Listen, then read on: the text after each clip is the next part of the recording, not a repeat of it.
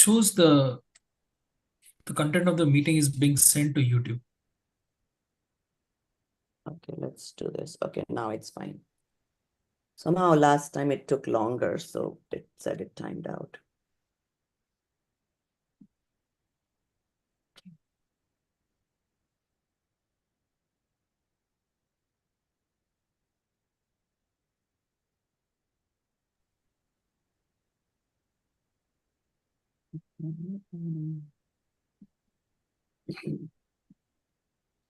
Okay, just a little thing. I say this every time. We are already 12 minutes into the class. So what that means is let's join like 10 minutes early. That way we can start the class right at 8, okay? So Namo Arihantanam, Namo Siddhanam, Namo Airiyanam, Namo Uvachayanam, Namo Loe Savasahunam. Jai Jinendra Sabiko. We have started Vitrag Vigyan 1. We finished the Atma Paramatma chapter. Let's revise that really quickly. I need somebody to tell me what is Vairagya. And let's be quick. And I'm going to do this every class. So if you want, before class, read up and come. Because if we don't remember the previous class, then we cannot build on it.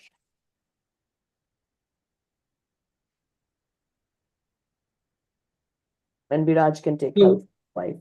We started the Sat Tattva and the introduction, and then you gave introduction about the Sat Tattvas. We did not go in detail actually. Okay, no problem. We'll start reading from the chapter today. Yeah. But I'm revising the chapter before. What is Bhairatma? The Atma Ved. Atma or Paramatma? Atma is the external Atma. Atma, where its attention is on the external things, is Bhairatma. Yes. Antaratma is where Atma. Like body ke bahar Atma padi, aisa kuch bhi nahi hai. Yeah.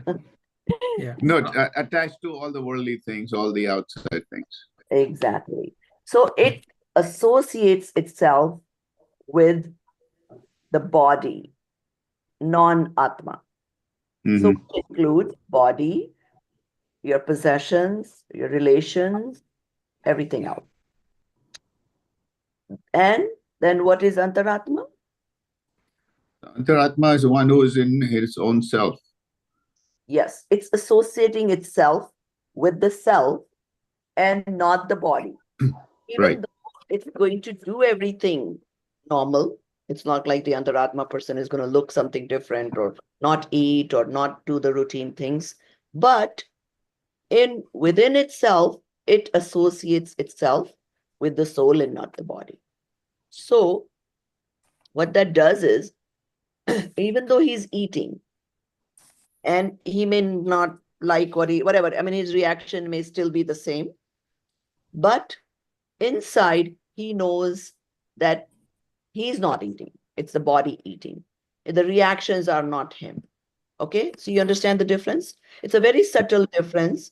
And that is why we say that Jainism is like walking on a sword, right? You fall this side, you're wrong. You fall this side, you're wrong. So you must understand the way it is.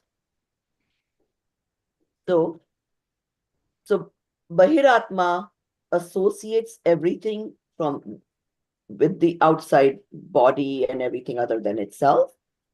Now, Bahiratma may look very religious.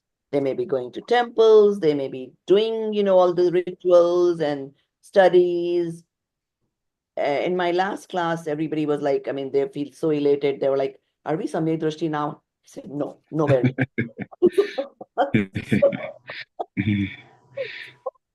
So people don't understand. They think, Abhi, itna hum to swadhyay kar rahe, we are learning so much now, like, great, now we are Samyak Drishti. So you get this, what do you call, false very easily because, oh my God, okay. So that's something to really understand, okay? So you may be doing all the rituals, you may be doing a lot of swadhyaya, you may be doing samai, whatever. And yes, really meaning, to think that, yes, I think I'm associating with Atma. But still, there is a lot more to it. So, and it's fine. I mean, you want to imagine you're Samikdashi, no problem. Then act like one. So, and the Antaratma person, he will associate himself with self. He may do everything. He may not even look so religious, possibly. But inside, he knows who he is. He may be going on vacations. He may be doing things, mundane things. But inside, he knows that this is not of much value to me. I am who I am, and that is what is important to me. So that is the main difference, okay? Now, Paramatma, while you guys discuss that, I'm going to turn my video off and put this in real quick. So you guys amongst yourself discuss Paramatma. Who's achieved salvation. So Paramatma is somebody who's achieved moksha, salvation?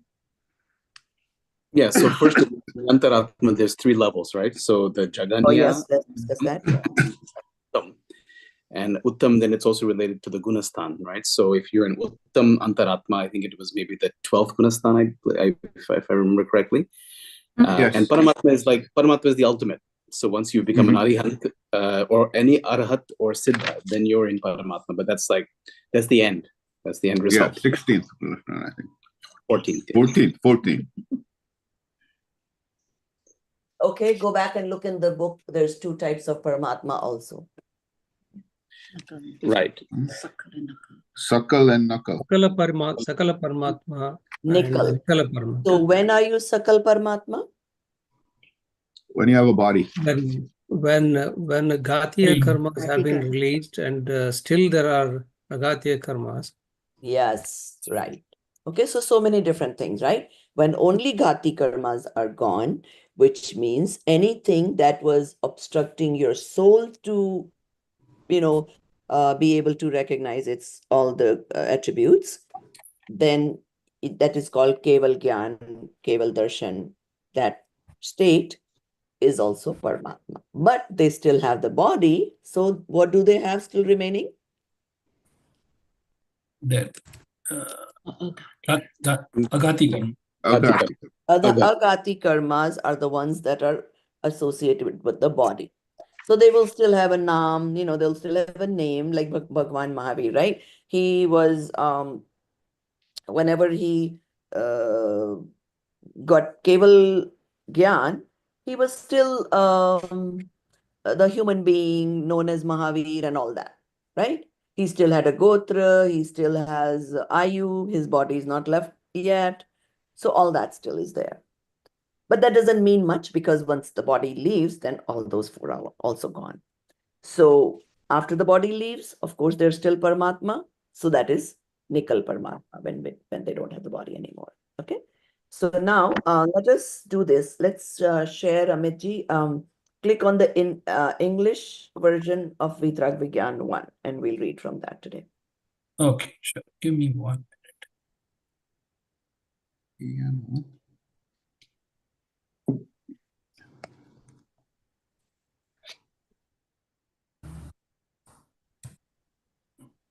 So till then, anybody remembers the names of the Sat Tattva?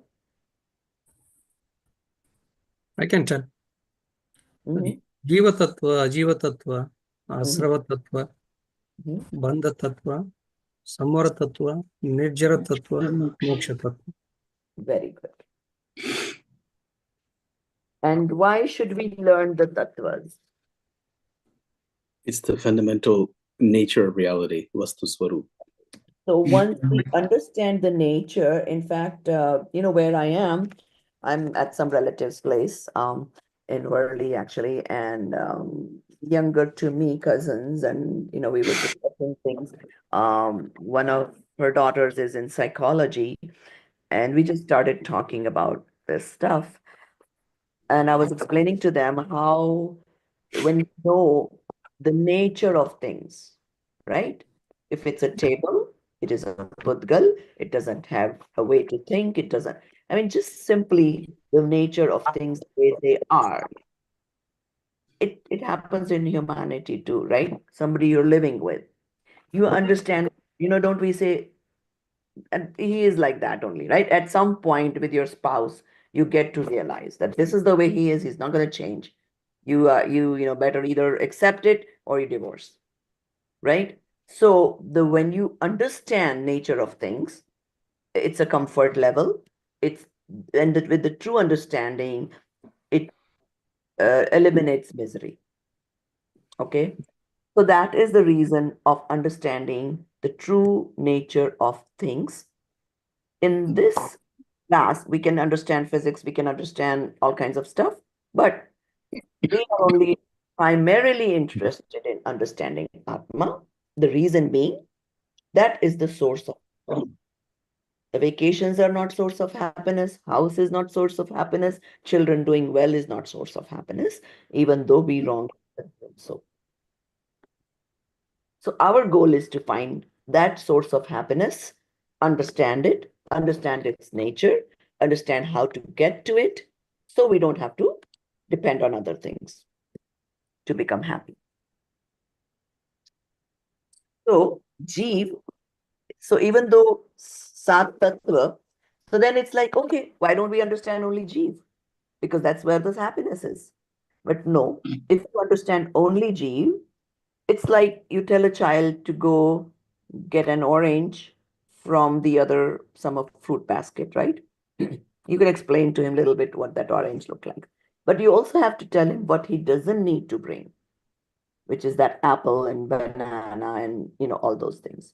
So you also need to understand what is not Jeev to thoroughly understand the Jeev. So you don't mix up. Right now we are mixed up. We sort of know we are Jeev, but yet, oh, this body, it doesn't go anywhere, it's with me. So we're all this confused thing, right? So we think this body is me, and then anything related to body, then you think is what's giving me the happiness. And Prabhanti, the seven tattvas are all intimately interrelated, like they cannot be separated from each other, right? So in order to understand one, you need to understand all of them. Well, you need to understand all of them, yes.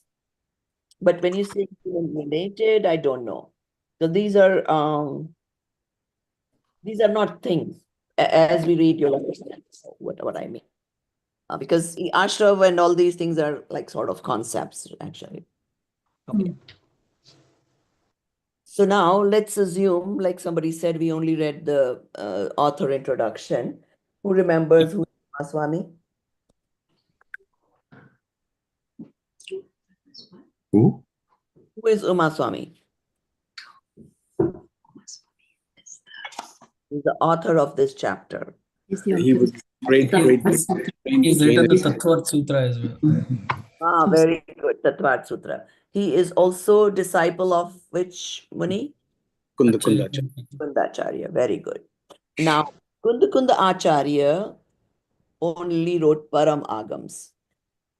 The reason this class is called Param Agam course, there's a lot of Agams, okay?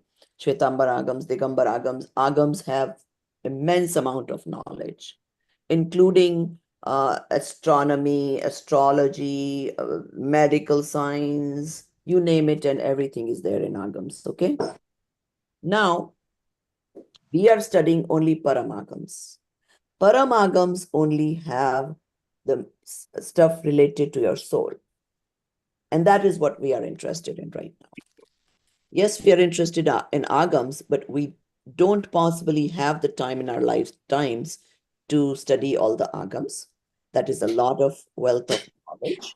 Yes, if we were children, maybe we could have done the Agams. But since we have less time, we only focus on Paramagams. Okay. Now, so Sat Tattva se hum start karenge. So Umaswamy is the author of the book Tattva Sutra, which is accepted by all different paramparas, Shvetambar and Digambar, even though some of the explanations can slightly vary, but primarily sutras are the same. Okay, so we'll start reading from Pravachankar. I need two people to read. Okay, there we go.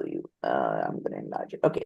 So one person can become lecturer. Let's say Dinesh, you become lecturer. Viraj, can you read this Mumukshu part? Yeah, but I'm very slow, but I'll give it a good try. This is English. Huh? In English? Yes. That I'm okay. Hold on, I'm looking. You want me to start, Pramanti, then? So as a You can see the book in Yeah. front being shared. Okay. All right, start. So Dinesh. lecture, excuse me. All living beings of the world appear to be unhappy, and even though they are taking measures to avoid sorrow, they are not able to get rid of it without having the right knowledge and belief of the Prayojana Bhut Tattvas, knowledge of essential elements to achieve the purpose or goal of happiness. Okay, just so you know, the way this book is going to be, the translations are going to be.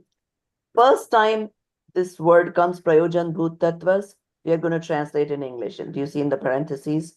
Now, next time they want to tell you Prayojan Bhut Tattva, every time they're not going to translate for you. Now you should know what Prayojan. Got it? So Prabhaji, I'm sorry, I have the old book. I don't have the new book. You can read on the screen. You can read on the screen. Which page? Oh, yeah. Okay, got you. The physical books you got, they are old versions. I would say ignore it for now. The English books, you read the ones that have the links available, read it from those links, not the old versions. Because the old versions are like an older English and they can confuse you. I mean, it's nothing wrong, but then we are retranslating all the books. So Right. the ones that are the links that are still PDFs. We did not print these books on purpose because as we read from it, we may find errors or improvements we can make. Okay. All right. So what are the Prayog Gnan Bhutta Tattva, and why can't one element sorrows without having its knowledge and right faith? So that was Prayojan Bhut Tattva. Okay. Yeah, And Prayojan Bhutta Tattva. Yeah. that means knowledge of essential elements to achieve the purpose or goal of happiness. So Prayojan Bhut, in English, you could translate that into purposeful. But purposeful, lot of things. Everything has a purpose. Where did we read that? That was one of the attributes, the guna, dravya and guna paryay. It was in that part. The attribute, samanya gun of the dravyas. Every dravya has a purpose to it, right? So everything is purposeful in that sense. Yet we are defining when we say prayojan bhut, we are talking about the purpose of happiness. Oh, happiness. So that is our goal. So we are going to talk about what is Prayojan Bhut for us, which is with the goal of happiness. Okay. So now the Mumukshi is asking the question. Let's answer. Yeah, so the answer is the true Prayojan purpose is to end suffering and be happy. Only such tattva, without whose samyak shraddha, real belief, and jnana, knowledge, suffering and sorrow will not end and one cannot be happy, is a prayojan bhuta tattva. Tattva means the true nature of substance or an element. The way a substance is, whatever its bhava, essence, is tattva. So the substance of a substance is tattva. Did you guys get that? So in the second sentence, the substance of a substance, they are calling the bhav as a substance, the gist of it, right? What it is. In Hindi, you call it pana, right? Tattva pana. So basically, let's say ashrav. What ashrav means, guys, all that is. Understood. Keep going now. Amitji, please scroll it down. Okay. What is this? Only such tattva without whose samyak shraddha and gnan. This sentence I'm not able to. Only such tattva without suffering, sorrow will not end. Without which you cannot get the right belief and knowledge and charitra. are the ones that are purposeful. Okay. Okay. So there's one more line. There are 7 tattvas as mentioned in Tattvartha Sutra by Acharya Gridha Picha Umaswami. The thing is wrong, this thing.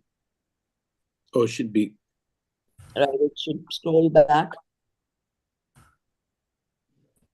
Sorry, what did you say, Auntie?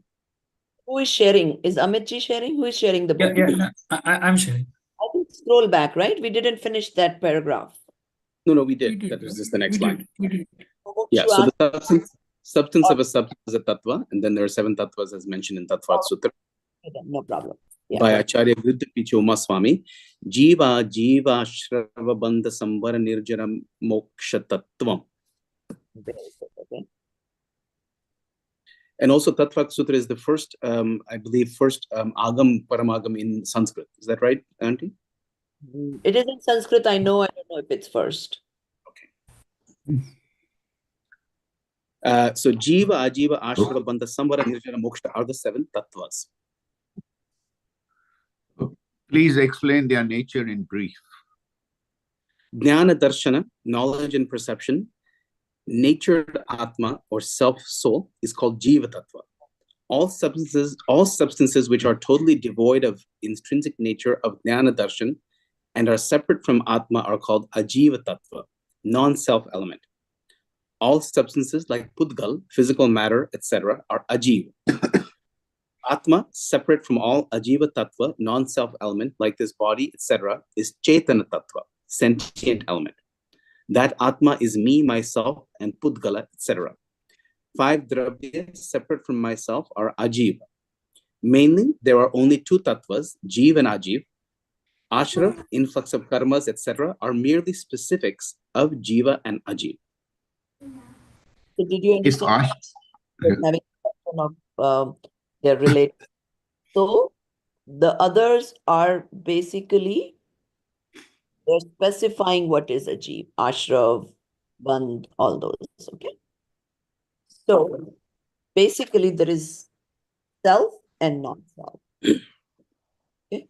There's only 2 major elements, 2 major substances. So there are 2 major tattvas, and then the other tattvas are sort of subcategories of the 2 major tattvas. So there is self, and then everything falls under non-self. Non-self. So therefore, Ashra Bandh, Samvar Nijra, and all of that is basically under Ajiv. Yes. Non-self. That's all under Ajiv. Non-self. Okay. So now, remember I said we have to understand self, of course, primarily, but we also have to understand non-self so we can differentiate, because otherwise we're all mixed up. So we see a, let's say, plant, and we think that's a Jeev, but it's not just Jeev, it's Jeev and Ajiv both. And we need to understand what part is Jeev, what part is Ajiv. So, okay, continue. No, Prabhaji, so if you see a plant, so it's a separate from self. So what would you call it then? Okay, so when we did the 6 dravyas, which you were probably not there for in Balbodh, let's name the 6 dravyas. Who can name them?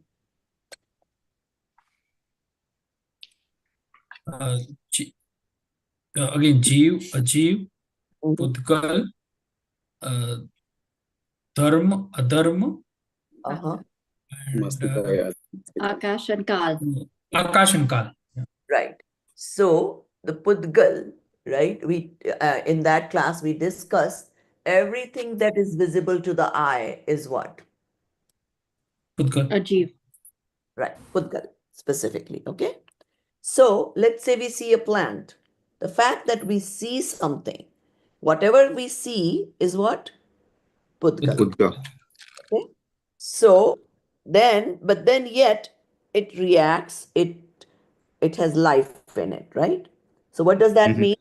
We see the leaves, the greenery. Pudgal, we said, has touch, taste, smell, and whatever the four gunas uske. So it's what we see is Pudgal, yet it has life in it. So there is Jeev in it. So do you So we are only seeing the pudgal part of the plant. We are not seeing the atma. Right. So we have to then infer that yes, this is Pudgal, but there is Jeev in it.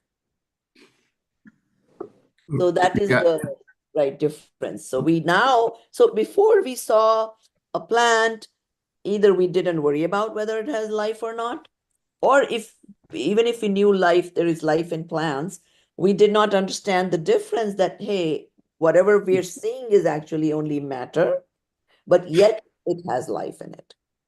So your understanding gets corrected. Correct. Yeah. Okay. All right. Thank you. Okay, so keep reading now. Please explain. Okay. If ashra, where influx of karmas, etc., are merely specifics of jiv and ajiva, then why are they mentioned separately? Our goal here is moksha, liberation. Hence the mention of specific tattvas like ashrava, etc. There are 5 distinguished modifications or forms of jiv and ajiv. Without the right belief in these 7, the path of moksha cannot begin. Without understanding jiv and ajiv, how will one apply bhed vijnan, science of distinction between swa, self, and para, non-self? Okay. How to attain liberation? I need your feedback. Now you see the way we are doing this.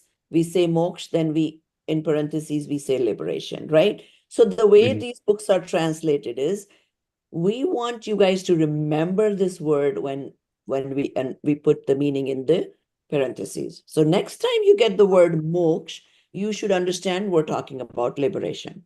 So, and give me your feedback. Is it actually doing that for you? So same thing. Every time we will not be putting the meaning in the parentheses. First time we put in the parentheses, so you understand the Hindi word moksha, ajiva. But then from that point on, then we expect that you understand. I mean, if you remember, or if you don't remember, go back to the first paragraph, or all these words are also going to be in the glossary at the end of the book. And Andy, this is really good because this English book has the Sanskrit and English, whereas the other English book only was the English. So this way, this is That's why we get to see both together. Yeah. Right. Okay. And because then what it does is it increases your Jain vocabulary.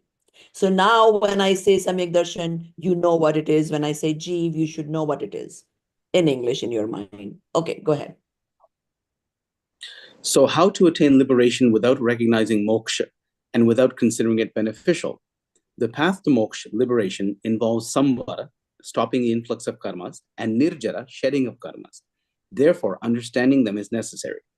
The absence of ashrava, influx of karmas, is samvara, stopping the influx of karmas. And the partial elimination of bandha, bondage of karmas, is nirjara, shedding of karmas. So without knowing them, how can one quit them and engage in the practices of samvara and nirjara? Okay, so you understand now? So basically, they're explaining why you need to know all the non-self substances also.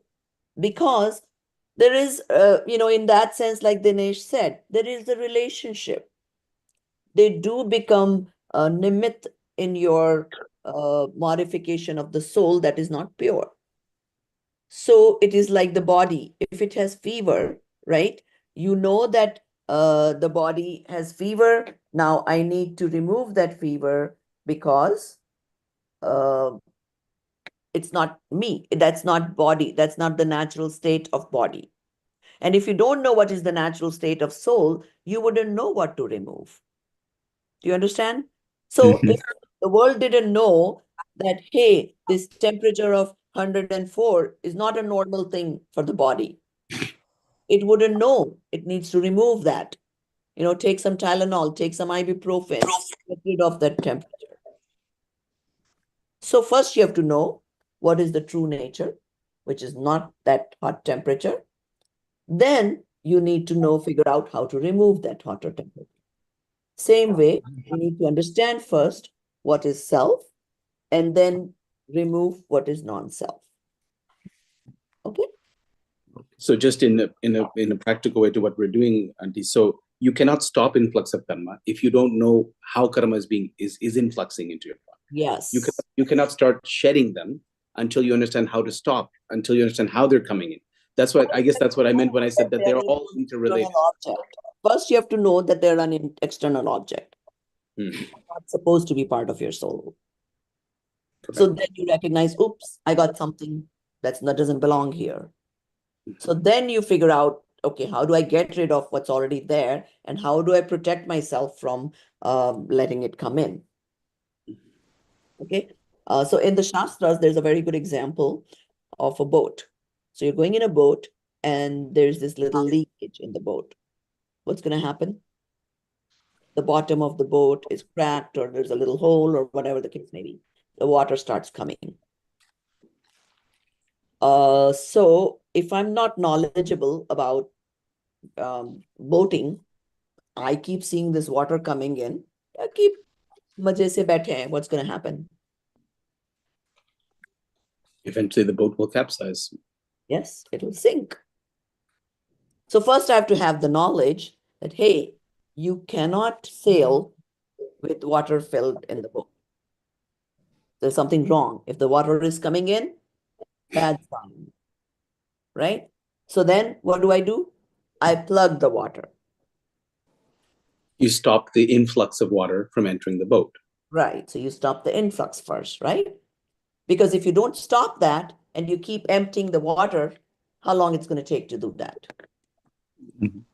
Right? So you first stop the influx and then you take a bucket or whatever and start removing the water from the boat. It can sail.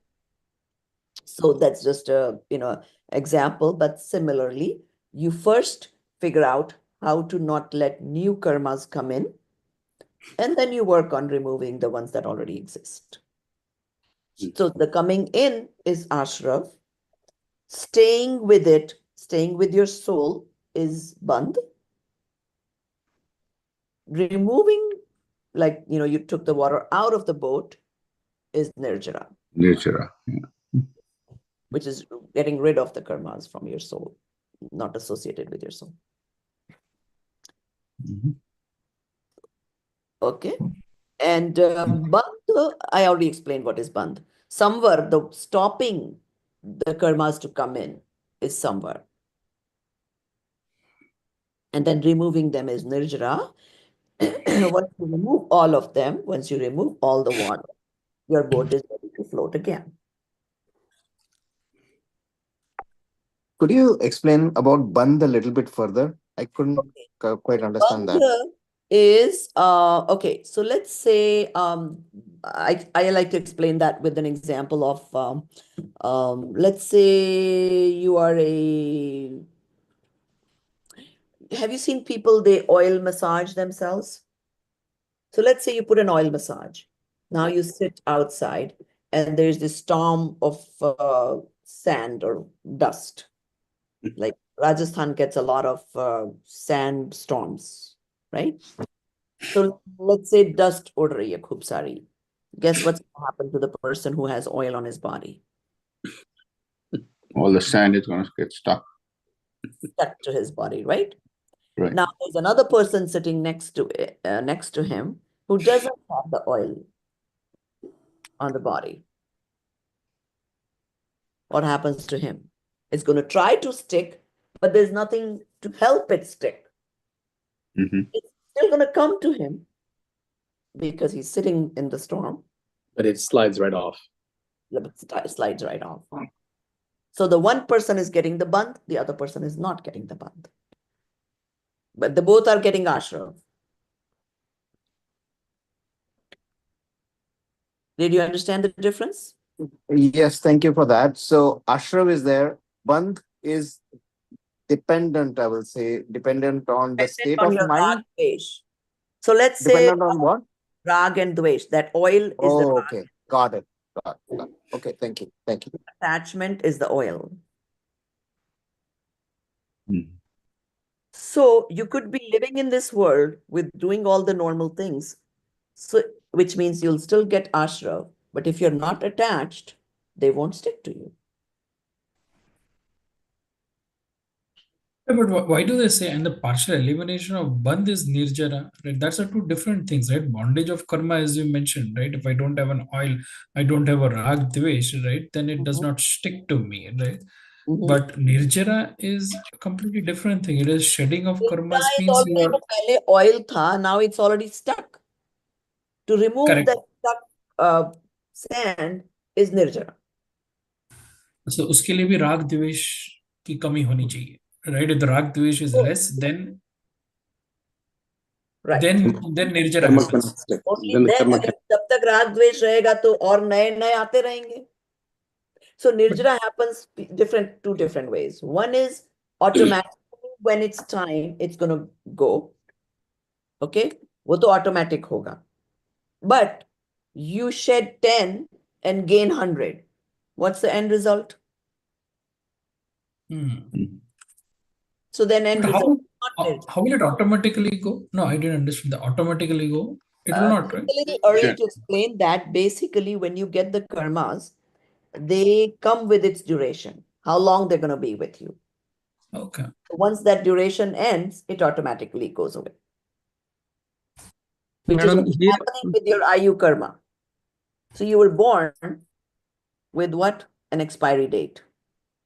May it be 60, may it be 90, may it be 100, whatever the case may be. So once that duration ends, you leave the body. So the karma gets ripe and it gets removed. Right, or that Not yes, for the ripe. duration ended, so it's gone. So that Ayu karma that you came with, it has a duration. And as soon as the duration ends, that Ayu karma leaves, which was making you living, right? so here, why it is called partial elimination or is called nirjara? Why not the full elimination? Because you gained, let's say, samyak darshan, right? That's what we are more interested in. So monia karma, so there's a part called darshan monia, which gives you the right belief, right? So you got rid of some, right, which was originally there. But like I just explained the example of you got rid of 10 karmas, but you gained 90. So what's the end result? So you only got rid of partial, right? Those 10, but you gain new 90. Net gain, unfortunately. Yeah, so the net is not nirjara. So what that means is that true nirjara will only happen after you do the samvar, after you stop getting more in. Then yes, you're emptying it out. Okay. Okay. Let's read on. So I've pretty much explained all 7 tattvas now, so we'll just do the reading. Where is it? I can't. He's going to share. Amit is gonna- Check. Yeah, go ahead. Read from wherever you left. Yeah, we have heard in religious discourse that Atma is eternally Suddha, pure, across the past, present, and future, and is distinct from Suddha, pure and Suddha, Asuddha, pure and impure.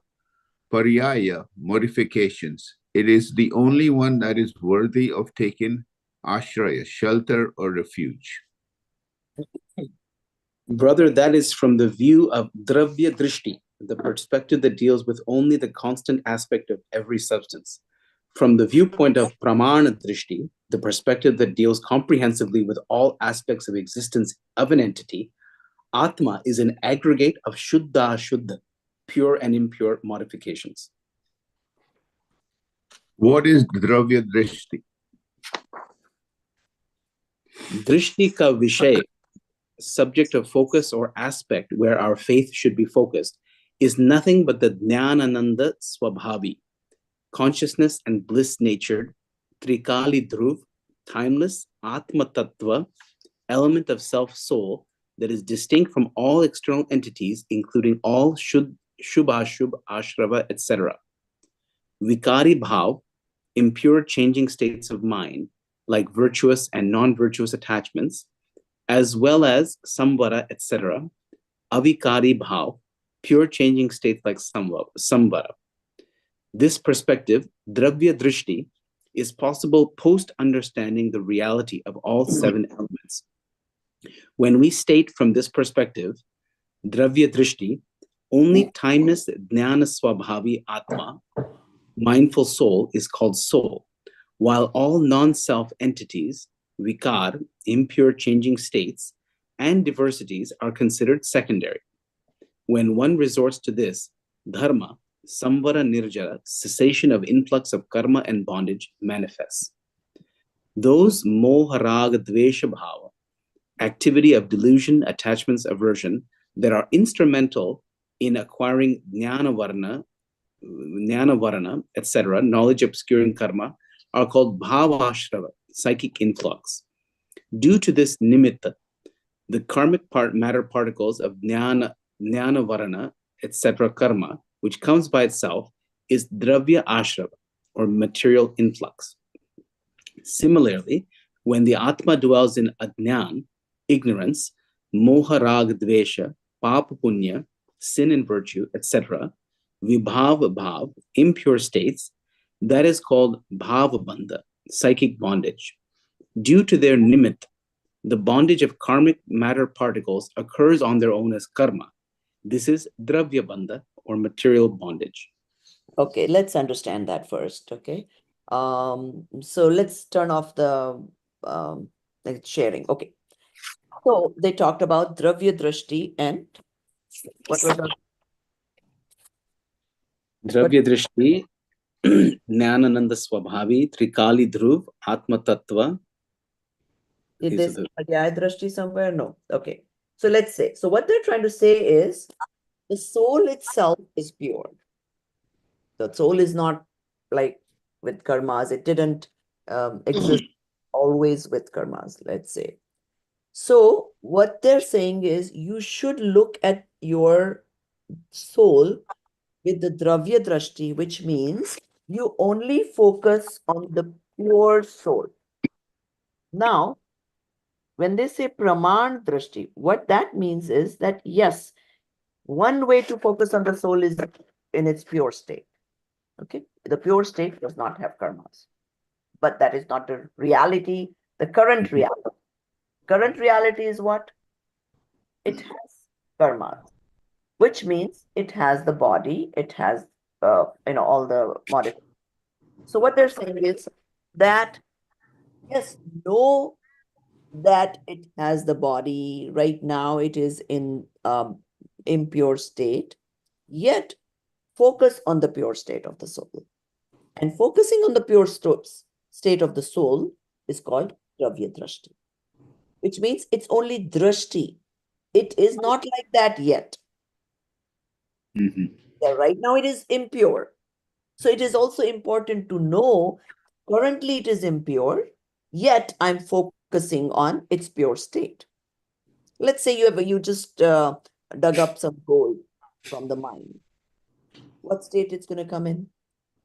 Impure. What does anybody knows what the let's say diamond rough or gold you get it from the mine. It's going to look full of dirt and karke kahin se thoda sa sona dikhega, right? But yet why are we mining it? You understand its true Because nature. we know that it exists there. And the pure gold has value to it, or pure diamond has value. So even though it's so full of dirt, so majority of it is dirt and you're going to get a little diamond out of it, you still make that effort because you understand its value. So when you're making that effort to get it from the mine, where is your drishti? On the pure. On the gold, on the pure gold. Pure of the gold. Pure diamond. That's the reason you're making the effort. If you didn't have that drishti, you would not make that effort. So same way, your drishti should be on the pure soul, yet know that right now it is not in that pure state. It's impure, just like that dirt, the diamond filled with dirt. So what do we do in the diamond? Remove the impure part from the diamond and comes the shining diamond. Same way, you remove the impure part from your soul and you get your pure soul. And that's what we are here to understand. the whole process of doing it. So, so Dravya Drashti, so we understood what is Dravya Drashti. Just remember the example of gold and diamond and why, right? In your notes you can write, because we all forget. That's given. So everybody has to find their own ways to remember things, whether it is writing notes, whether it is writing in your book. If you cannot, some people cannot write while the teacher is speaking, fine. In my other class, some people go back and listen to the YouTube recording all over again and then take notes. Because if you feel like if I take notes, I cannot focus on what the teacher is talking, then you use that method. You listen, and then later on you listen to the same YouTube and take notes. So because what's going to happen is if you remember these examples, you will never miss the point. Next time you'll remember, once we say what is Dravya Drashti, immediately that example will come to mind. That if my drashti is on the gold, I'm not going to worry about how bad it came from the ore, because my focus was on the real gold or real diamond. Same way, the moment I say Dravya Drashti, I'm talking about the pure soul. Okay? Bhante, when we say Dravya Drishti here, is it the same word Dravya as we did before? Like, so Yes. Dravya Drishti meaning view of the substance, right? So the true nature of the substance. Of the pure substance, yes. View of the pure substance. Okay. And since we are primarily interested in the soul substance, that's what we're going to focus on. Yeah, but Dravya Drashti could also mean on a jeev, no, Prabhaji? It could. The pure nature of Pudgal. Correct. If I don't know the pure nature of Pudgal, which is that it only has the touch, taste, smell, then I would think of it something else. So I have to know what is the pure nature of Pudgal also.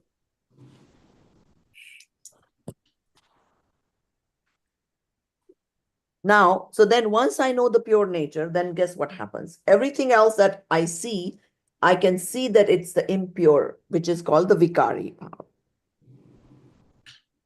The vikar word is used for something that is other than pure, impure state, right?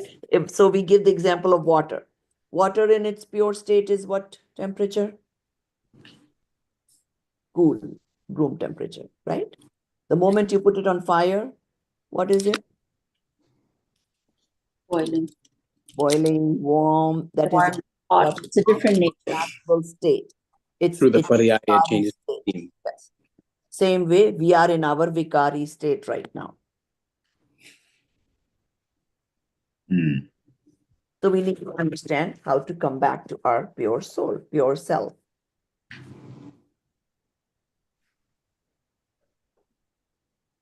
Okay, I think, did you guys understand this paragraph now? Anybody has any doubts? Otherwise, we move on. Okay, they talked about Dravya Bandh and Bhav Bandh. Okay, so Dravya Bandh is, like I said, the karmas are like dust particles. So when we are in our impure state, the dust particles are getting attached to us, the physical particle. That is called Dravya Bandh. And Bhav Bandh is the kind of bhav we do, the thoughts we get, the reactions we get. That's called Bhav Bandh. So I don't understand the difference between those two. So we always learned in childhood that karma is a physical particle, Jainism made, attaches to the soul. So आप बोल रहे कि इसमें द्रव्य बंध is the physical particles, but bhav bandh में भी physical particles नहीं होते फिर कर्म के? Like are those? Bhav is what is causing the physical particles to come in, which is, let's say you did anger. That is Bhav Bandh. That causes the physical particles to come and get attached to you. So bhav bandh is the cause of ashrava, and Yes. then that dravya bandh. That, yes, creates the Dravya Bandh, which is the physical particles come and attach to you. In that example, the oil example, the oil is the bhav. Yes. Okay. Can you have bhava bandh or dravya bandh without the other, or do they always go together? No, they'll always go hand in hand. Together.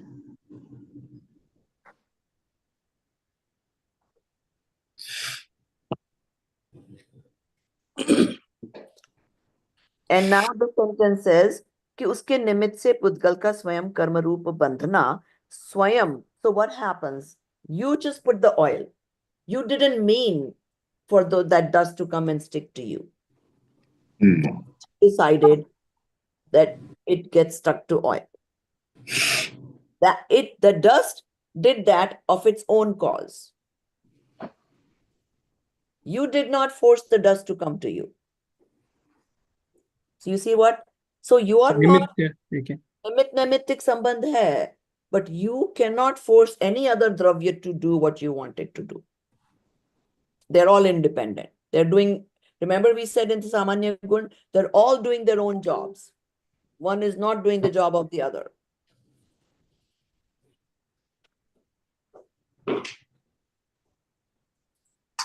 Let's read that.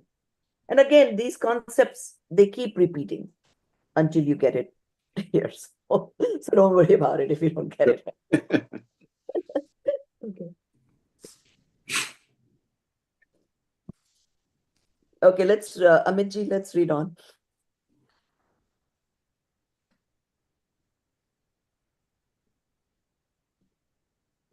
The Mumukshu. Why are papa punya, virtues and sins, being associated with bondage? Brother, Papa Punya are subdivisions of Ashra, influx, and Bandha, bondage. With Shubha Raga, virtuous attachments, there is Ashrava and Bandha of Punya. With Ashubha Raga, Dvesha and Moha, non-virtuous attachments, aversions, and delusion, there is Ashrava and Bandha of Papa. Both types of Raga, attachments, Shubha and Ashubha, or Punya and Papa, are worthy of abandoning as they both create Ashrava and Bandha Tattva. To stop the Vikari Bhava, Ashrava of Papa Punya with Shuddha Bhava, Vitaragi, passionless, pure psychic activity, is Bhava Samvara, psychic stoppage. And accordingly, the new karmas, which stop coming by themselves, is Dravya Samvara, material stoppage. Similarly, gradual increase in partial purity due to increase in Swarupa Sthirta, steadfastness or stability in the nature of self, with the strength of focus on Jnanananda, mindfulness and bliss, and partial destruction of Ashuddha, Shubha state, is Bhava Nirjara, psychic shedding. And with that as the nimitt cause, the partial shedding of physical inert karmic particles is Dravya Nirjara, material shedding. Let's just complete, then I'll explain. Okay. Go ahead, Prashna Karta. Yeah. And the moksha, liberation? Total destruction of impure state and emergence of Atma in its totally pure and blemish-free, immaculate state is Bhava Moksha, psychic liberation, and the complete destruction of its nimitta karan, instrumental cause, dravya karma or material karma, is Dravya Moksha, material liberation. The real means to attain true joy is to understand the seven tattvas mentioned above in the right way, to move focus away from all paratattva, non-self substance, and to shift focus to our own atma, self substance. Okay, so let's turn off the sharing and I'll explain. So first question he asks is, why is punya and pap not mentioned in the seven tattvas? So punya and pap is what? They are both causing influx of karmas. There's only just the two types. One is good, one is bad. Shubh and Ashubh. They're both bad, right?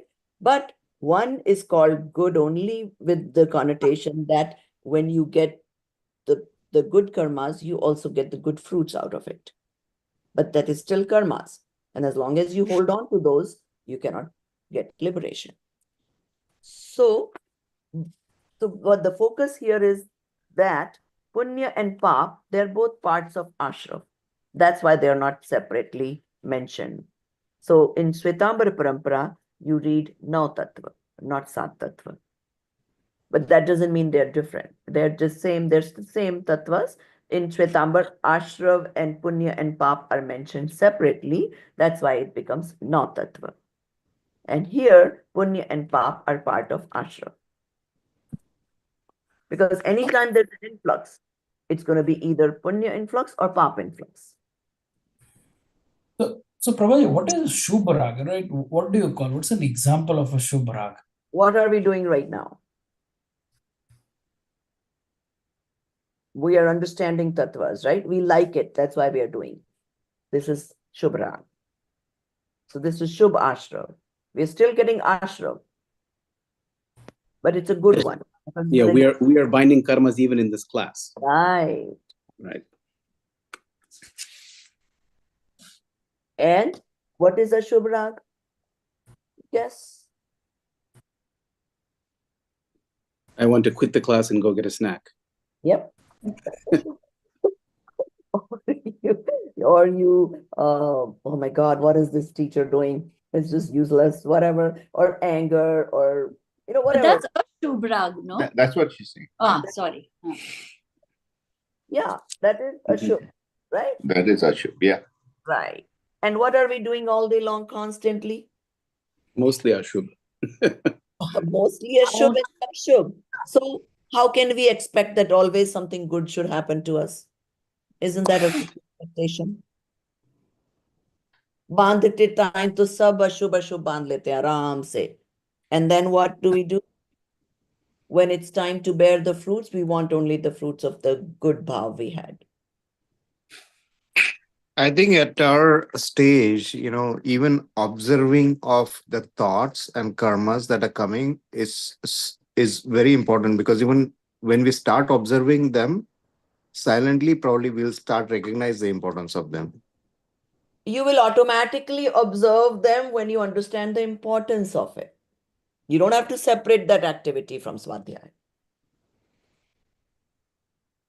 Do you understand? See, before, if you only focused on observing, it's only going to give you that. Now that you understand why observing is important, it's going to happen more easily to you. You don't have to consciously do it. Right? Because now you just understood that, hey, if I keep doing Ashubh activities, guess what? When they come to fruition, what's going to happen to me? I'm not going to like it. So automatically, Ashubh things should reduce in your life. Shubh or Ashubh, still the boat has the hole. Yeah, exactly. So how do we explain to a child?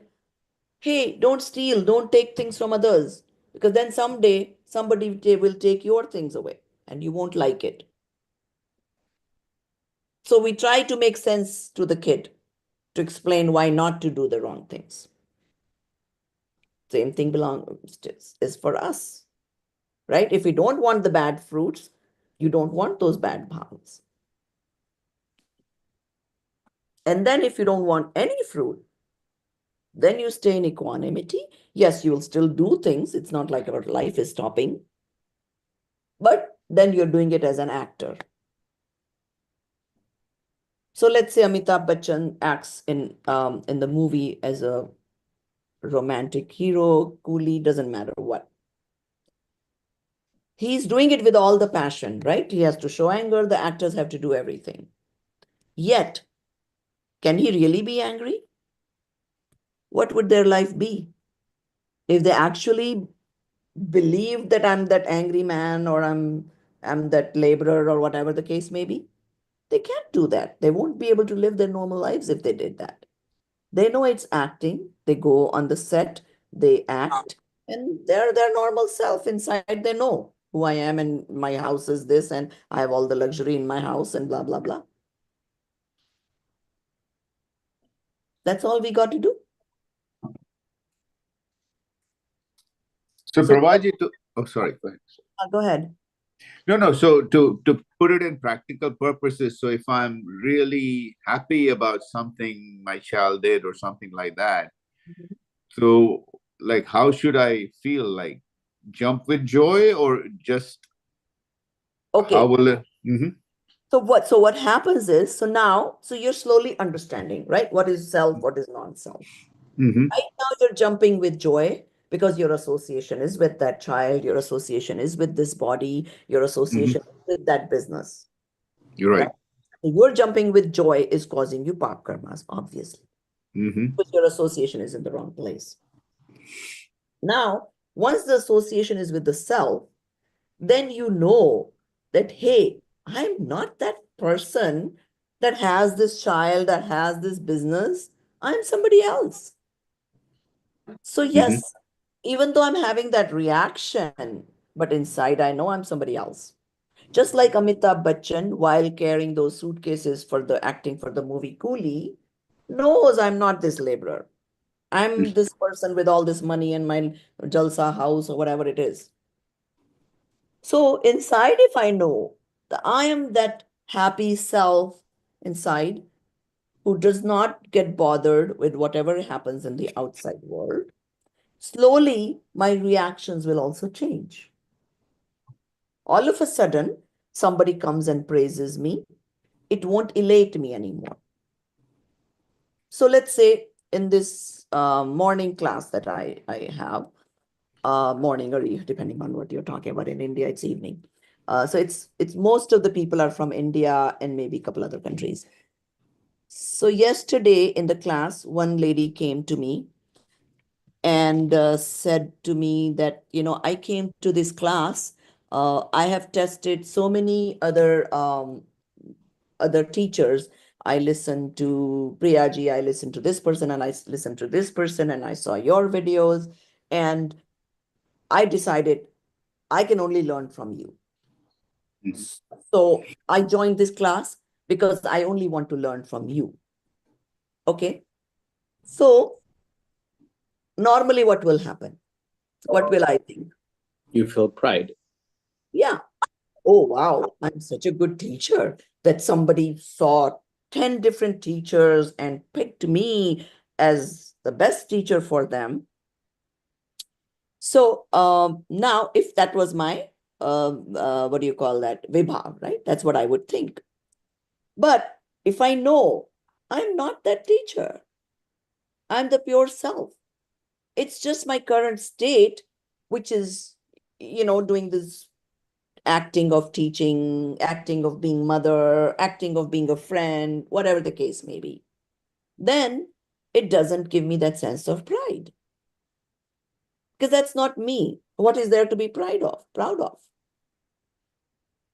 And Auntie, this is why Jainism puts such a tremendously high value on equanimity, right? Yes, samabhava, samata. It is, you can say it's one of the most fundamental things, right? Jainism. Exactly. So it doesn't even come to me that it's me who is good, because that is not me. Right? So, I mean, but still, how do I explain to her? So basically, I just told her, okay, every student has a way of learning. It doesn't make any teacher good or bad. It's just that you sync with me because you think my style matches with your style of learning. So they understand that they are not wrong, yet they're not completely true either. It's not that the teacher is good or bad. It's that your style of learning happens to match with my style of teaching. Yeah, there's a karmic affinity between the teacher and student. And that's the material aspect of it. Yes. Yeah. So that is the dravya karma, and the bhav karma is that the styles match.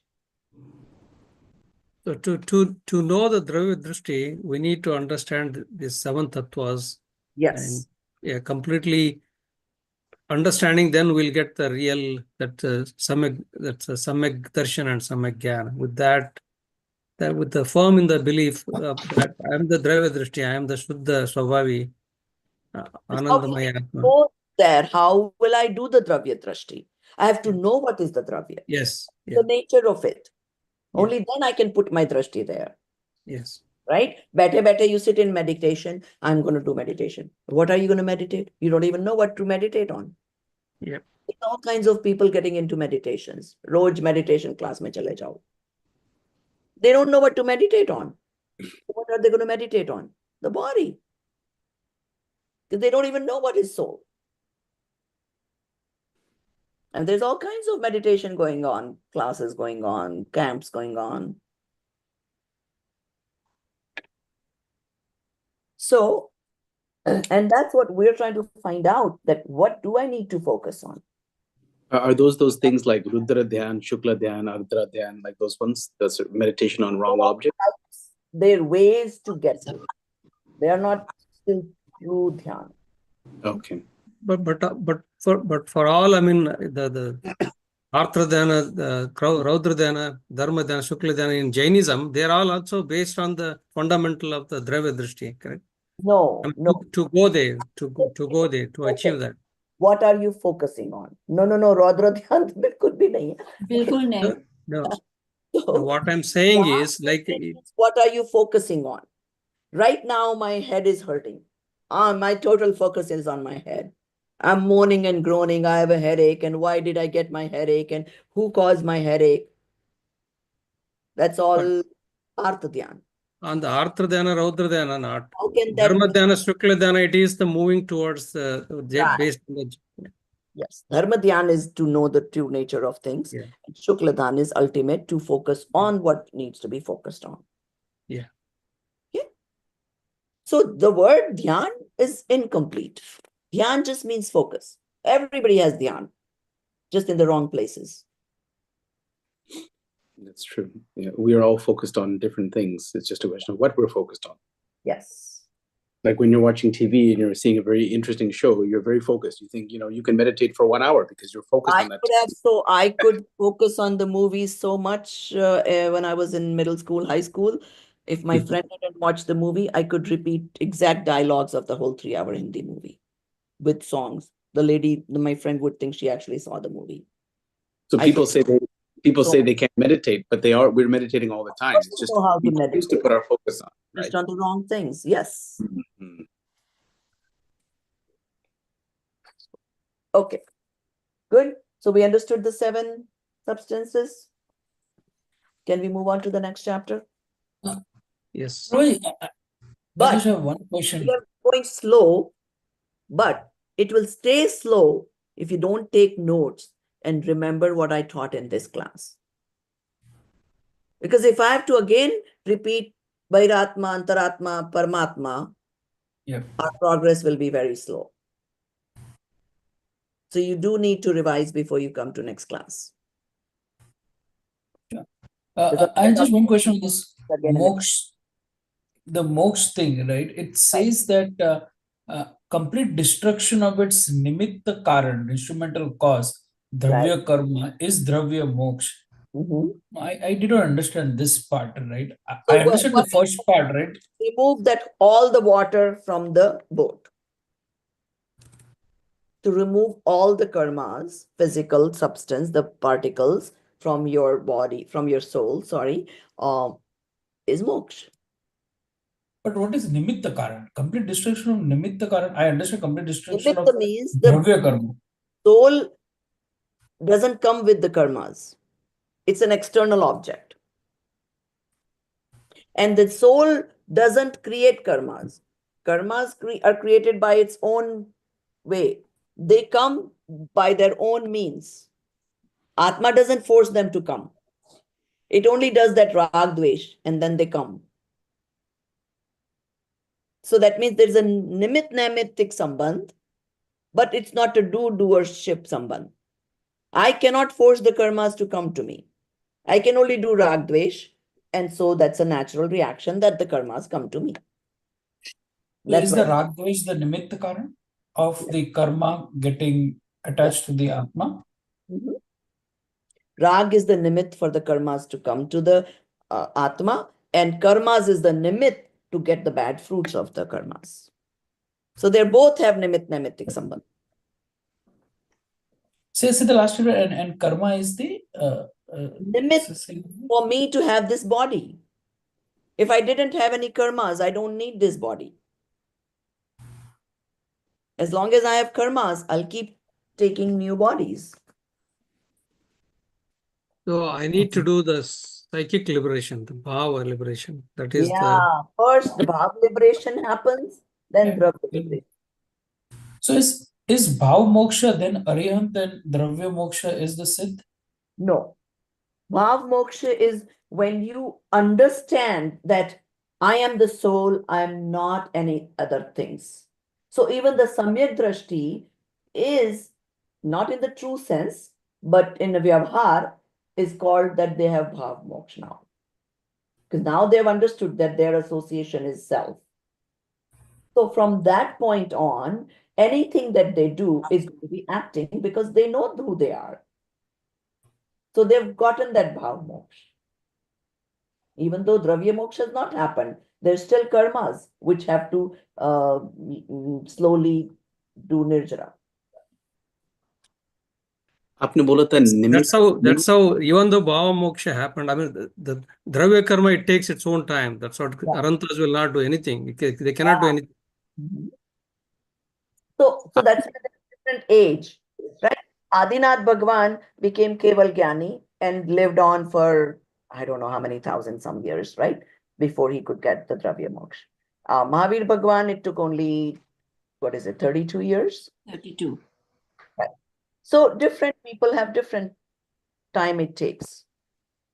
And nothing, there's no good or bad about it. आपने कुछ phrase बोला था नैमित्तिक संबंध कुछ तो Can you just say that again? Naimittik and naimittik. We're going a little bit ahead of ourselves. I mean, we'll reach the understand detail in different ways.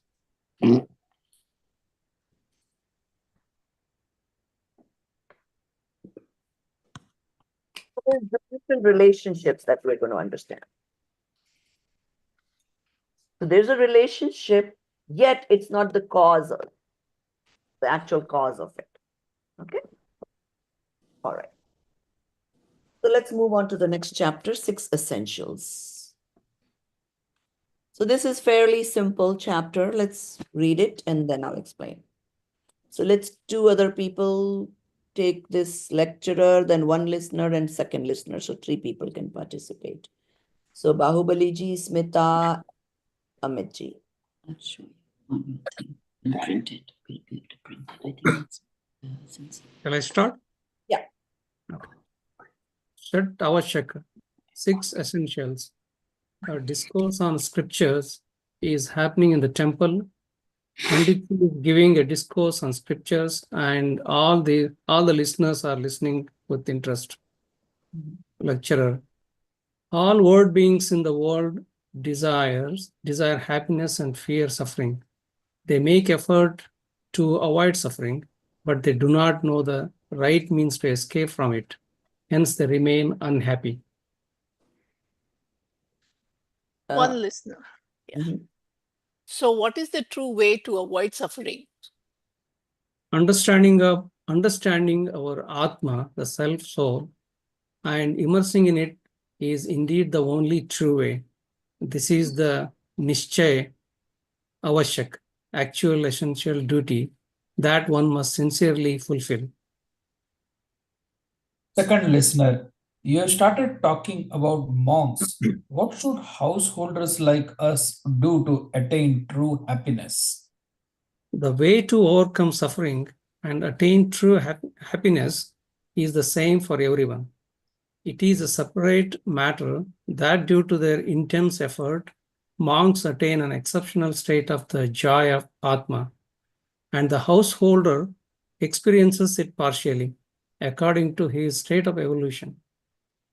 A Samyagdrashti Shravaka on the aforementioned path, along with experiencing partial purity of soul called Nishchaya Avashaka, the actual essential duty of partial purification, also has Shubha Vikalpa, virtuous thoughts. They are called Vyavahara Avashaka, conventional essentials. These are of 6 types: Deva Puja, Guru Pasti, Swadhyaya, Sayamas Tapaha, Danascheti, Grahasthana, Sat Karmani, Dine Dine. Very good. Deva Puja, worship of Bhagavan. Guru Upasana, reverence of the Guru. Swadhyaya, study of scriptures. samyama, self-restraint, austerity, tapa, penance, dana, charity. Please explain in brief. Partial purity appropriate to Jnani Shravaka, one with direct experience of Atma, is Nishchaya, absolute Bhava Deva Puja. And the reverential praise of the attributes of true Deva after understanding their nature is Vyavahara, conventional Bhava Deva Puja. Praising the qualities of Vitaragta, detachment, and Sarvajnata, omniscience, etc., Jnani Shravaka performs puja with 8 dravya oblations according to the special rituals. This is called dravya puja, homage with oblations. Similarly, partial purity appropriate of Jnani Shravaka is Nishchaya Guru Upasana, and the reverential praise after understanding the true nature of Guru is Vyavahara Guru Upasana. It has been explained earlier that Arahanta and Siddha are called Devas, and Acharya, Upadhyaya, and Sadhu are called Guru. Partial purity appropriate of a Jnani Shravaka is Nishchaya Swadhyaya, and studying, reflecting on the scriptures which establish the principles as revealed by Jinendra Bhagavan is Vyavahara Swadhyaya. So, okay, so let's quickly understand this. Basically, what they're saying is there is 6 essential duties of a Shravak. And it's not just Shravak, also sadhus should do the same thing, right?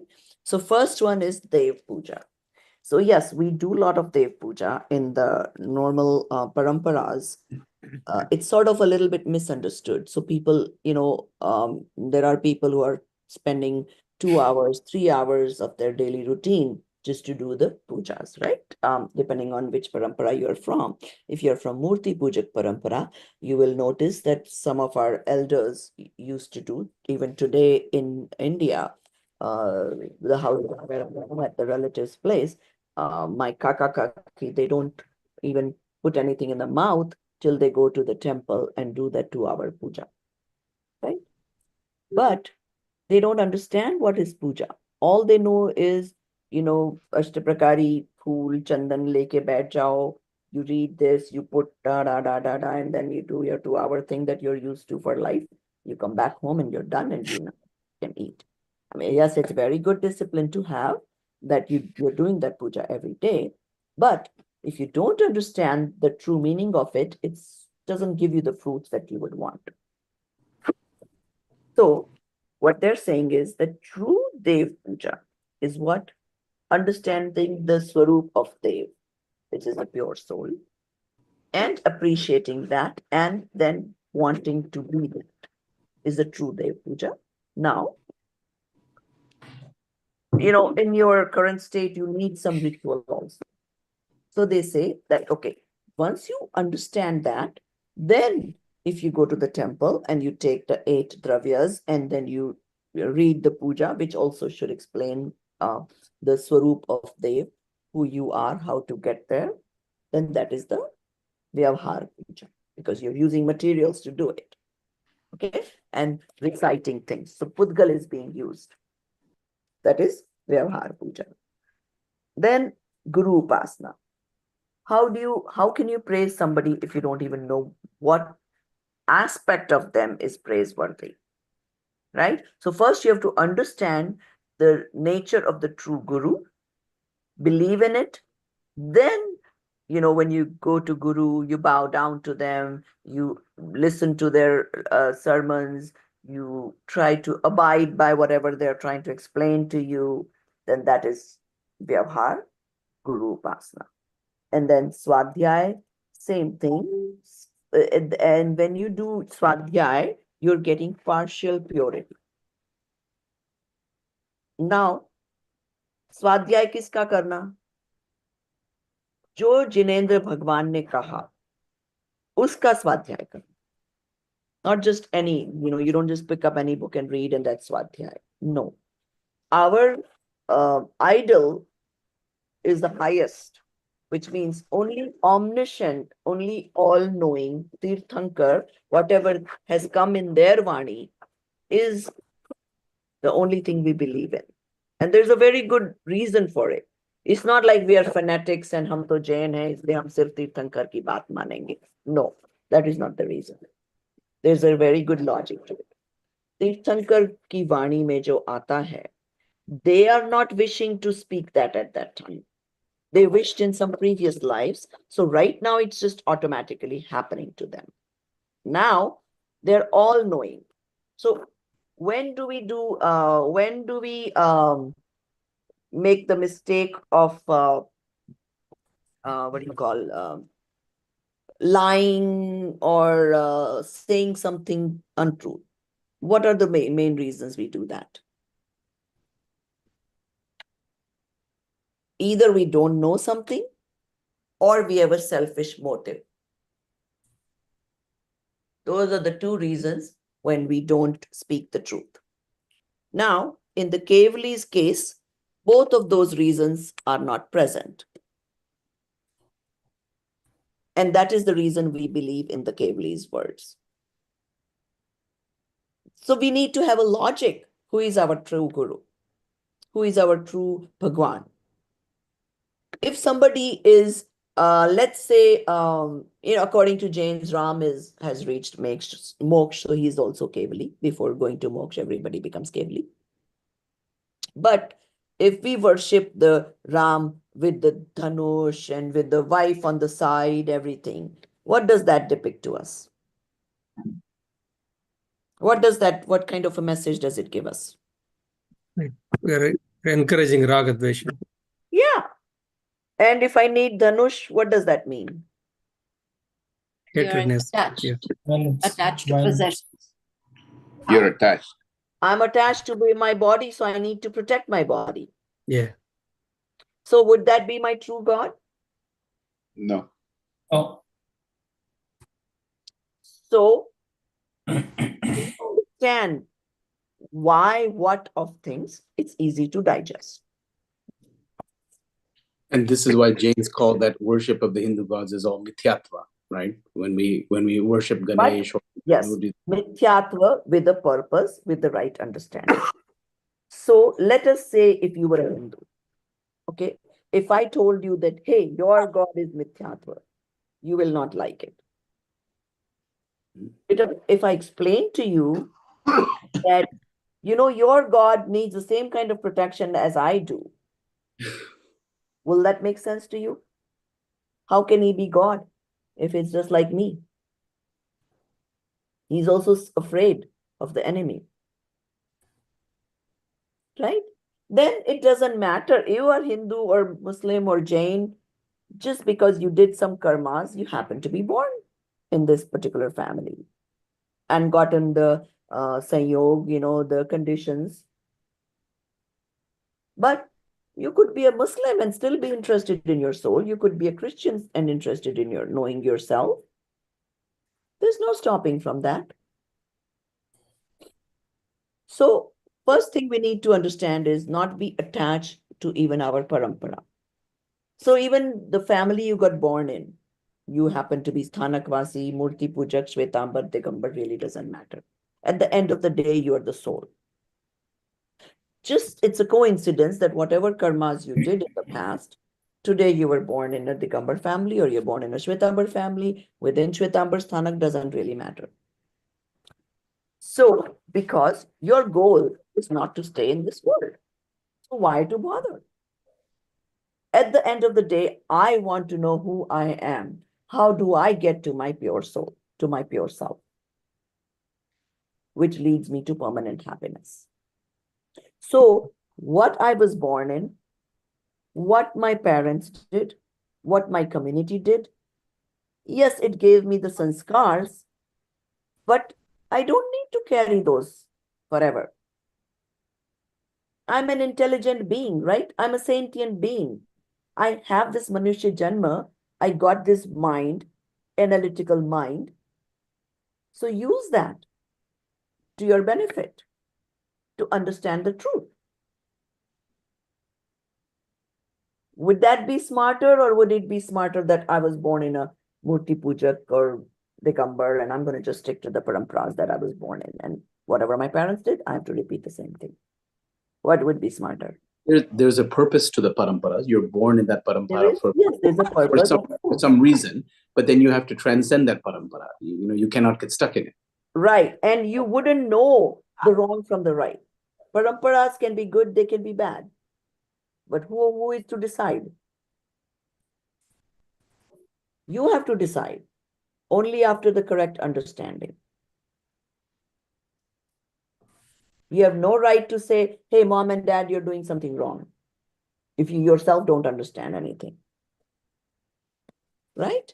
And then you understand with what perspective they are doing. And when you do that, then yes, it's fine. They have a reason for something, what they're doing, and that's why they are doing. And then you have a mutual understanding that this is your reasoning and you're doing that and you're right in your way, and I'm going to do it for my own purpose. Okay. So that is the Dev Guru, Guru Upasana and Swadhyay. So now let's understand the other.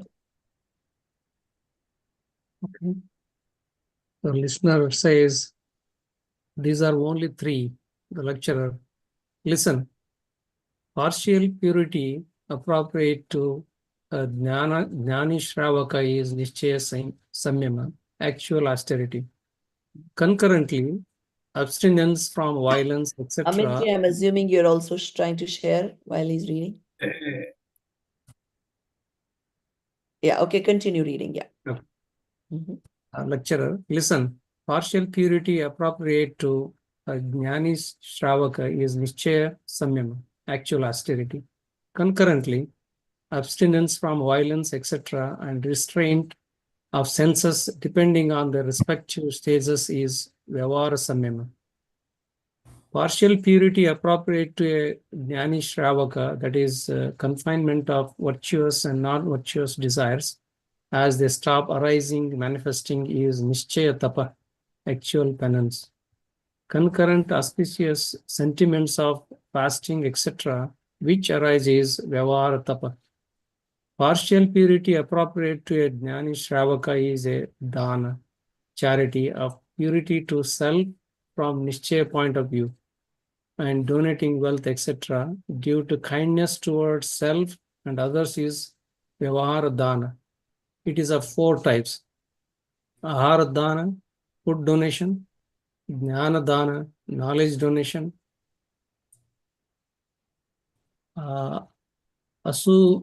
Aushadhi Dana, medicine donation; and Abhaya Dana, fearlessness of life donation.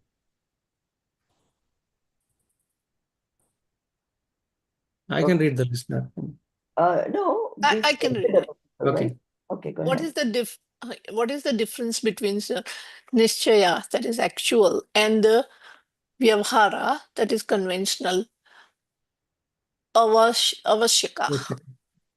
Lecturer, Nischaya Avashyaka is a Shuddha Dharma Pariniti, pure natural modification of the soul, and therefore is the reason for annihilation of Bandha, while Vyavara Avashyaka is the reason for Punya Bandha, virtuous bondage.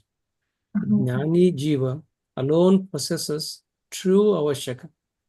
Even ignorant beings have the intention of performing acts like Deva Puja, etc., and according to their mild passions and positive emotions, they incur karmic bondage of Punya as well. However, that cannot be considered the true Dharma. If you say that, then the ignorant will give up Avashyaka, like venerations of Bhagavan, etc. Brother, a sermon is given for evolving to a higher state. So, if auspicious thoughts of worship are forsaken and one steers towards inauspicious thoughts, it will rather lead to bandha of papa, sin, karmas. That's why it is not appropriate to forsake the six avashyaka. Okay. So now we're talking about the other three avashyak, which is Sanyam, Tap, Daan. Okay. So Sanyam basically means restraint.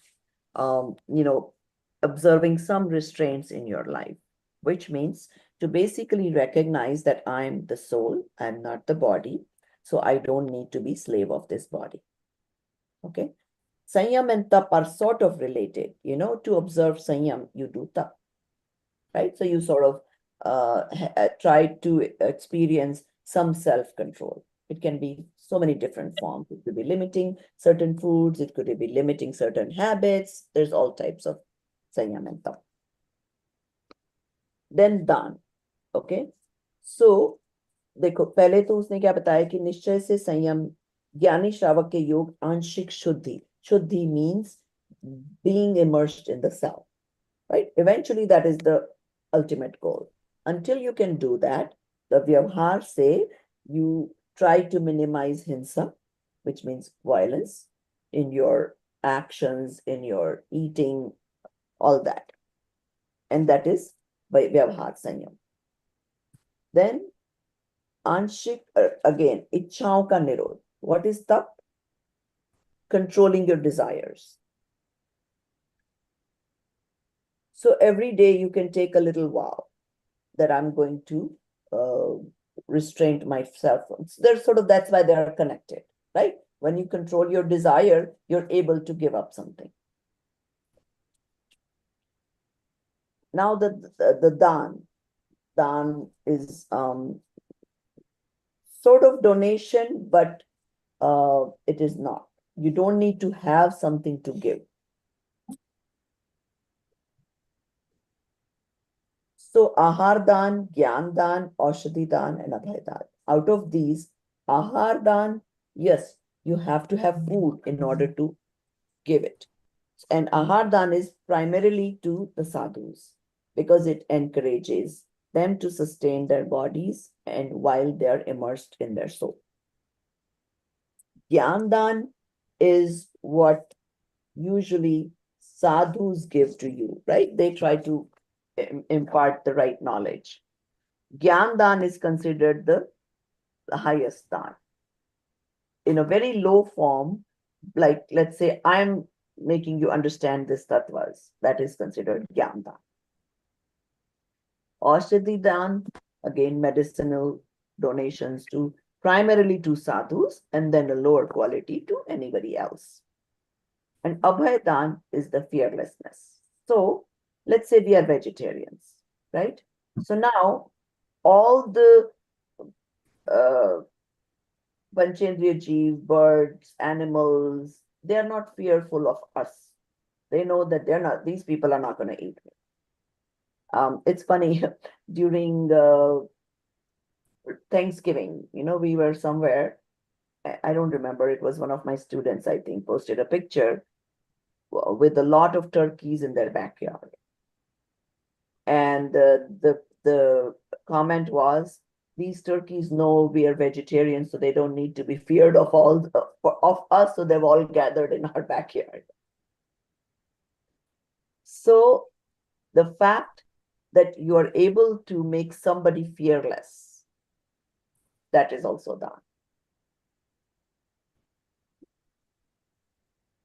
And then those are reasons to get punya bandh. Okay. So true daan and true avashyak is to get rid of all bandh.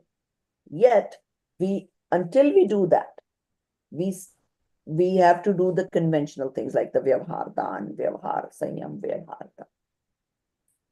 But so what that means is you don't stuck getting only doing the kriyas and not understanding the bhav behind it. The actual should be the bhav, and because of that the kriya is happening. So your bhav is to not make anybody fearing you. But then what happens is it basically you automatically behave such that people are not fearful of you. You understand? Versus if you only do the kriya and you don't have any logic behind it, then it's just empty kriya. So now they're saying, if you say this, then a Jnani Jeev will say, oh, why to do all these kriyas? Then just do the bhav. Just think about the purity. So they're saying that no, because a Jnani Jeev are not able to do that at this stage. Yet, they are going to be told to do the higher things. Because see, if your goal is not high, how will you achieve it? You may say, ki, Are yaar, how can we? You're only talking about Atma, Atma, Atma, Nishchay se to Shuddha Parinati hi daan hai, Shuddh yehi wo hai. How will I do this? So, you understand that, yet you could be doing some of these vyavhar activities.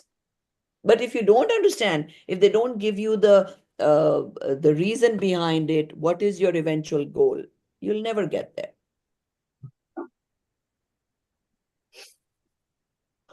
It's telling me it sounds like you might have switched to a different language. Please update it so we can provide better quality transcription. So for today, I'll save it as English. Okay. So that is the Vyavhar and Nishchay part of. So any questions on the six dravya, six essentials? And then we will try to move on to the next chapter. We'll do a little bit of that also. And we will, of course, study more on all of these six topics again and again, and then, more details of it. So right now, do you understand, like, just the basic concept? Yeah. Okay. And the reason they, Vyavhar, they sort of tell you to do all these six every day is to get that thought of it every day. In India, there was a lot of this rituals they make. In the old days, every day, Ahar Dan, Muniraj will come to your door to get the Ahar, right? So that was all considered meritorious deeds, and they are meritorious deeds, right? Muniraj ko aapko dene ka bhav hoga. That is when you will understand the importance that yes, Muni state is higher. It is more closer to achieving their being in their self. So you respect that and you want to encourage that. And that's why you want to give Ahar Dan to Muni.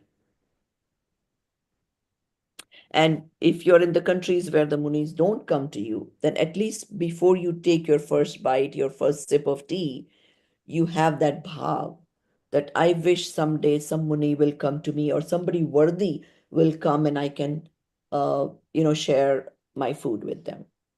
So you can do it Ahar Dan with bhav. You physically cannot give because no Muni is going to come to your door in this country.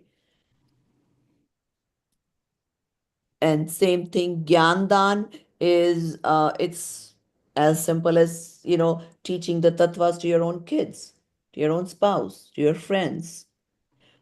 Just last night, I was here, at my cousin's place, and the girls were visiting, their daughters were visiting, and I started talking to them. Some are interested in religion, some are not, some are just doing the duty, routine things that you do in India during the Paryushan 2 months. You do your rituals, you go to listen to sadhus, and then you're done for the year. So, we were generally talking, and because obviously I'm passionate about this, so guess what I'm going to talk about? My class and soul. So I was just talking to them all this, and it's funny that all three of them got so attracted to it, and they realized, oh my God, we only listen 2 months out of the year. That's why even though we listen something similar from the sadhus, but it never sticks to us. Because we listen 2 months, then we give up, and the rest of the year we're just eat, drink, and be merry. So they wanted to join the class. They're like, yeah. If we keep listening, we have a consistency every week, then it will stay with us. And then only then it will become part of us. So the point I'm trying to make is, you can, not that you have to force this down somebody's throat, but if you talk to someone only if it looks like they are interested in it. Don't try to force this on anybody. But if you think they're interested and you know something, then yes, by all means, try to share it with them. So that is Gyandan. And of course, Ashati Dan and Abhedan, we understood, right? Giving. So highest is to sadhus. Below that is to anybody needy, right? Any friends, anybody you go and help medically, take them to the hospital, whatever it is that you do. And then the lowest is even, you're in India, somebody's coming up to your car begging. Yes, that's not the best type of dan, but yes, they are needy. You give it to them and that's okay too. All right. So we got 10 more minutes. So we'll read a little bit of this karma chapter because it's also an interesting chapter and you guys will enjoy that. But remind me, after karma chapter, we will do the first chapter, which is the puja or stuti. So what I'm going to do is, I think I'm going to quickly, instead of reading the introduction, I'll quickly explain to you. So basically, this current chapter is taken from Siddhant Chakravarti Nemi Chandracharya. So all these chapters that Bharilji has written, he has gotten it from other big shastras. So what he does is he gives credit to the shastra he got it from and the author of that shastra. So at the end of the introduction, it will say this, where he took this from. So he took it from Siddhant Granthon Ka Sar Lekar Gomat Sar Granth. So there's a Granth called Gomat Sar, which is also a Parmagam. Out of it's divided into two parts, Jeev Kand and Karma Kand. Okay. So he has taken this excerpt, this chapter is taken from Karma Kand, part of Gomat Sar Paramagam. All right. And Nemi Chandra Siddhant Chakravarti is the author of that Gomat Sar. And then it talks about how many different shastras that Acharya has written. Gomat Sar, Jeev Kand, Gomat Sar, Karma Kand, Trilok Sar. Trilok Sar is describing the geography. And Labdhi Sar, Kshapna Sar. These are all the different books of that author. Then he talks about a little bit introduction of that person, the Acharya. So he will discuss. So you can read that on your own. Okay. And then let's just we'll start, if you don't mind, because this is the gist of the first initial, but I still want you to read it at home once we are done with the class. So now let's share and read one page of the Karma chapter.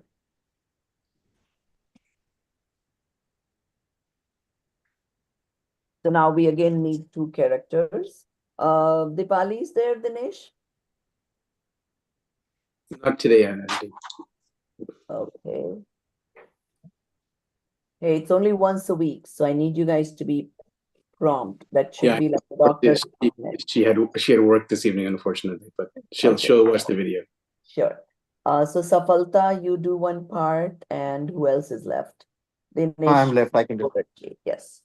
So you two read the Chamandrai and Acharya Nemi Chandra parts.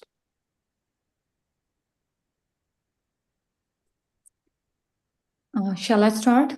Yes, go ahead. Oh monk, why is this Atma. Why is this Atma unhappy? What is in the highest interest of Atma? Please explain. A state of Nirakul Sukh, unperturbed, stress-free bliss, is the highest interest of the Atma. And this can be achieved only by taking ashraya, auspices, or shelter of Atma. However, Jiva has forgotten the Jnana Swabhavi, inherent intrinsic nature of knowing Atma, and is engaged in vikari, unnatural activities in form of moha rag dvesha, delusion, attachment, aversion, and so is unhappy. We have heard that the cause of suffering is karma. No, when this Atma forgets itself and by his own self indulges in vikari parinam, unnatural modifications in the form of moha raga dvesh, then the fruition of karma is said to be nimitta or instrumental cause. Karma does not force Atma to do vikar. What is nimitta? When a substance itself transforms into karya, then the corresponding favorable entity upon which causality is imposed for this action is called nimitta karna, instrumental cause. Similarly, when the soul, due to its own fault, transforms into vikara, unnatural states like suffering, etc., then the corresponding fruition of that karma is called nimitta. While we understand that Atma is unhappy due to its own mistakes and not due to Gnana Varna, Gnana Varna, etc. But what is this mistake? The mistake of Atma is by forgetting its true self and imagining para, that is non-self, as beneficial or non-beneficial. It engages in bhava karma, that is psychic karma, in the form of moha, rag, dvesh, delusion, attachments, and aversion. What is bhav karma? With the fruition of karma, when jiva modifies into vikara, that is a natural state of moha, raga, dvesh, then these states are called bhav karma, psychic karma. Through the nimitta, instrumental cause of this moha, raga, dvesh, karmana vargana, karmic matter particles, modifies into karma and becomes associated with atma. These are called dravya karma. Okay, so the moha, rag, dvesh arising in the Atma that are nimitta of bondage of karma are bhavya karma, bhav karma. And the mass of karma formed from karmic matter particles are the dravya karma. Yes. Basically, these karmas are 8 types.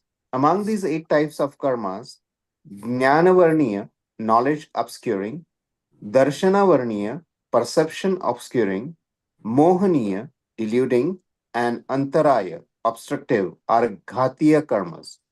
And Vedaniya, Ayu, Nam, and Gotra are Aghati karmas. What is the meaning of ghatiya and aghatiya?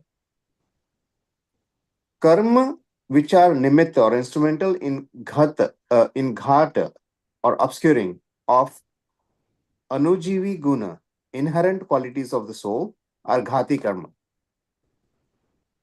Karmas which obscure the intrinsic nature of substance.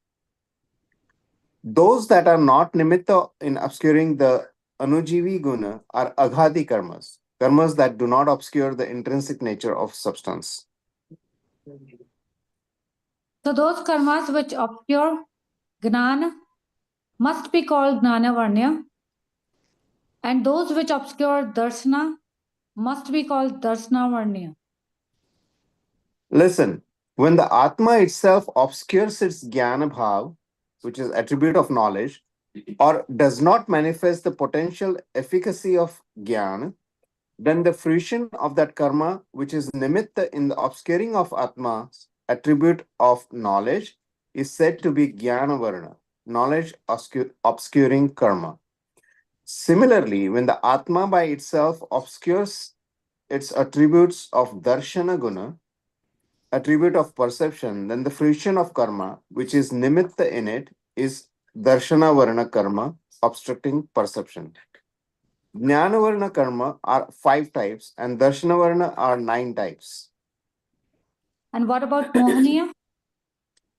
When jiva forgets its own nature and believes others to be his own or is inattentive in swarupakarana, self-identification, then the fruition of karmas that become nimitta in it is called mohaniya karma. delusion creating karma. Mohaniya karma are of two types: Darshana Mohaniya, faith deluding karma, and Charitra Mohaniya, conduct deluding karma. Further, Mithyatva, etc. are three subtypes of Darshana Mohaniya, faith deluding karma, and 25 Kashaya, passions, are subtypes of Charitra Mohaniya karma. Okay. Let's stop here because we are out of time. I'll quickly describe. It's mostly repetitions of what I've already told you, but we'll quickly revise that and then we'll finish the chapter next time. But somebody make a note of where we stopped so we don't have to do the whole chapter again. All right. So what did you gain out of what you read so far? Is the karma making us knowledge? Is the karma making our knowledge obscured? No. Yeah, No, Gnana. no. No, we are doing it. Karma is just the nimitt. We ourselves do the wrong things, so the karma comes and its dust particles comes, makes a collection of it, that is called karma, right? Jab bandh jata hai, तो it is bunches of it. Dust particles, तो क्या होता है घर में भी जब dust आती है, what happens? Dust is very fine dust, right? But when you sweep, you get these dust balls, right? It's a skand, it's a grouping of it. So dust particles, when they get in association with your soul in groups, is called karma. Dust particles itself is called karma and vargana. You get that picture clearly? Dust is flying, coming in the house, making dust balls, karma. The fine dust particles is karma and vargana. Okay? Now, so now you have these karmas. How did they come to you? Your own doing. You had put that oil, remember? Bhava karma. Yeah. Right. Rag. Rag, dvesh. So they came to you. Now that they came to you, when they give you fruit, what's going to happen? They're going to obscure your knowledge, obscure your perception, may keep you deluded, in the wrong beliefs. And then, of course, more details of the wrong beliefs, how many types of those are, and wrong conduct. And then the conduct's 25 types of conduct. Again, there's infinite types. They only classify into 8 or 25 or 3 or whatever, just for our general understanding. Everything is in the continuum, actually. There's no fixed so many types. This is just for our understanding that acharyas have made these types. There's infinite number of karmas, there's infinite types of karmas, there's so many types of mithyat, all those, but they just classify just for human understanding. So always take things as a continuum. When we understand the types, it's just a simple method of just for our understanding. That doesn't mean that they're hardcore divisions. Okay, anything else you didn't understand? It's mostly repetition that I've been talking again and again. So if there's something specific that you did not understand, ask. Otherwise, we'll continue reading. We'll have to read it. I'll have to read it a little more carefully, and then maybe next time. Yes, I want you to read the chapter carefully before you come to next class. Because this is something I've been repeating over and over the 10 classes that we've had. So you'll get it. But if you don't, that's fine. We'll read it again. But we'll only read it starting from the Abghatya Karmose. Okay, so somebody mark that in the book. Yes. Okay. Is there anywhere I can see the book or Yeah, the PDF. the PDF? Yes. Okay.